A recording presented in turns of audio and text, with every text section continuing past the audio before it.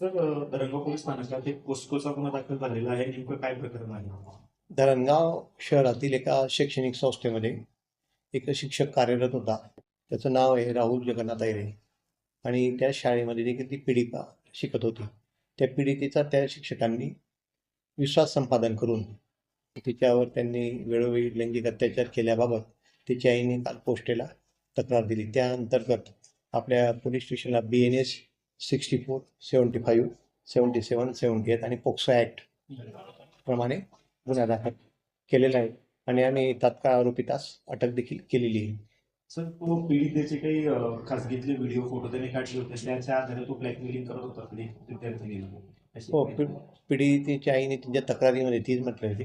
तो ते काही तिचे काही फोटोज होते किंवा त्यांच्या कुटुंबियांना धमकावून वगैरे धमकावण्याची किंवा त्यांना त्यांच्या जीविताची भीती दाखवून तो वेळोवेळी तिला ते ब्लॅकमेल करत होता आणि त्याने तिच्याशी वेळोवेळी ते शारीरिक संबंध केले होते.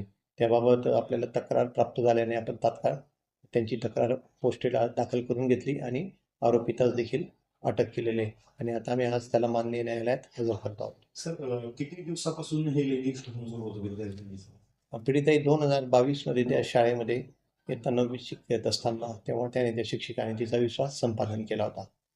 ते असताना त्यांनी तक्रार दिलेली होती. सर, विश्वास संपादन केलं म्हणजे विद्यार्थिनीला काही पास करण्याचं किंवा अधिकचे मार्क देण्याचा विष दाखवला होतो, नेमकं काय म्हटलं? नाही वेळोवेळी फक्त तिच्या क्लासवर जाऊन तिच्यावर लक्ष ठेवून चांगलं ते गोड बोलून थोडं संमोहित करून तिच्याकडून थोडं तिच्याशी विश्वास संपादन केला होता तिचा त्यांनी.